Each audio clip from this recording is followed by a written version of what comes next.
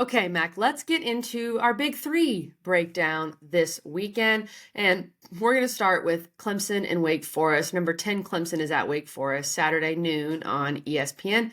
Clemson is a 20-point favorite. When I think about this matchup, there are so many ways we could go here. I think about the game 2 years ago Mm, in Winston-Salem. That was a crazy game. It was still the Sam Hartman led Deacons, and there were so many points scored. Both secondaries struggled and were pretty much lit up. It was a really exciting game. And then I think of last year's game, which I think a lot of people have forgotten about, that Clemson yeah. won 17-12. It was hideous in Death Valley. Klubnik was 18 of 28 for 131 yards, and Damon Claiborne had 19 carries for 60 yards and a touchdown. Clemson escaped. I don't know if you can have two more opposite Right. previous matchups with the last two games between these two, Mac.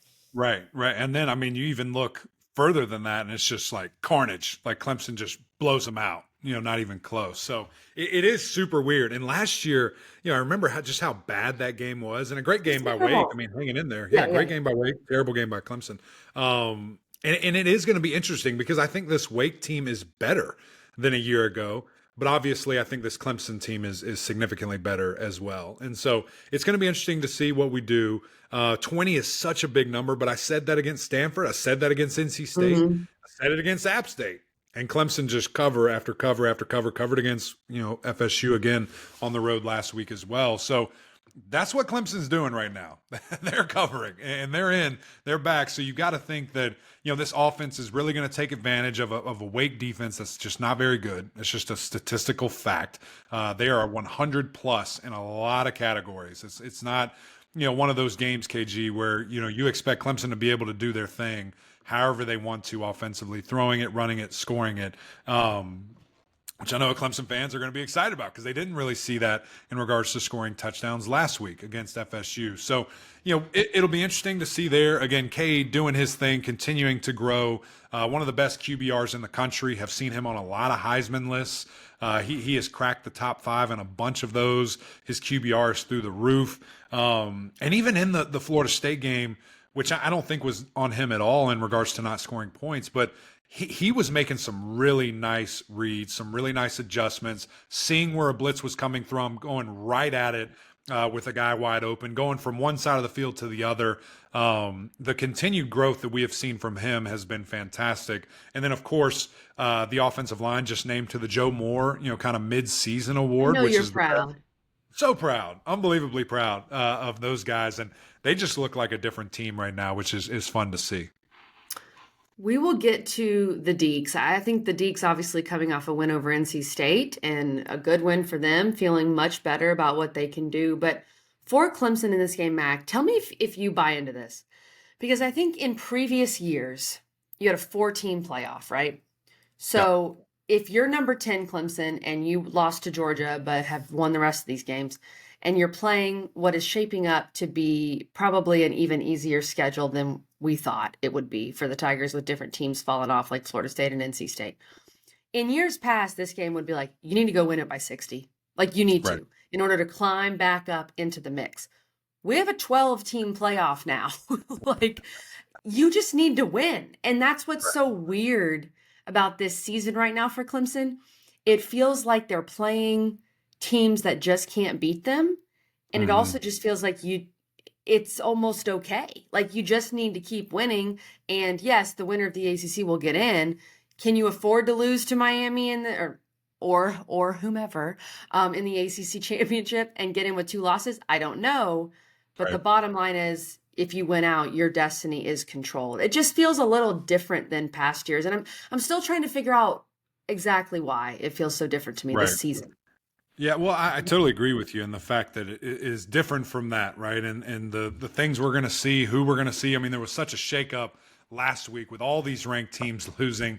We thought we had a pretty clear picture, and that just got balled up and thrown away. So, I think there is something to, obviously winning all of them, but even maybe more than ever, KG, because if you're not just guaranteeing that they're going to win the ACC, you still got to look really good. You still have Right? to, You have do.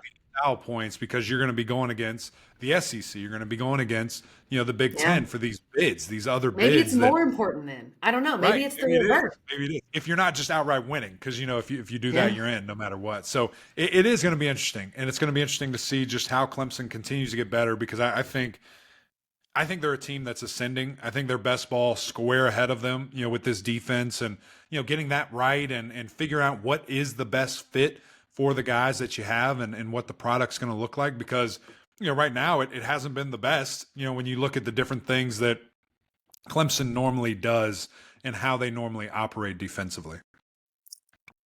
I think we all pretty much believe that Clemson is going to win this game, barring something crazy. But if there is a way for Wake Forest to win this game, I think you obviously have to force some turnovers. That's what happened last year when Clemson was in its season of turnovers. They had 2 fumbles in this game, and that was huge. And then Damon Claiborne's the key, right, Mac? I mean, Damon Claiborne is special. He had a pretty good game against Clemson last year. He had a great game against NC State last weekend, 20 carries for 136 and 2 touchdowns. He's going to have to be the dude. And then Bachmeier's going to Right. have to be better, right? He can't complete 50% of his passes for 150 Yeah. yards.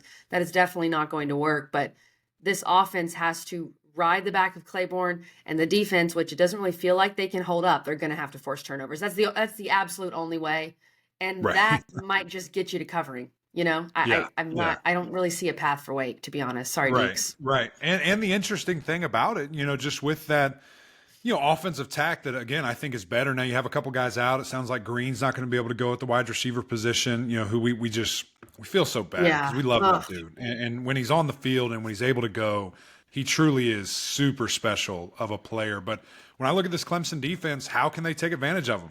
They're in the bottom half, the bottom quarter, of the ACC right now in regards to total yards and rushing yards and giving up and all these different things. It reminds me of the 2000 Ravens. Like they'll bend, but they don't break. They're not letting you in the end zone. They're picking the ball off. They're making really opportunistic, turnovers, forcing those.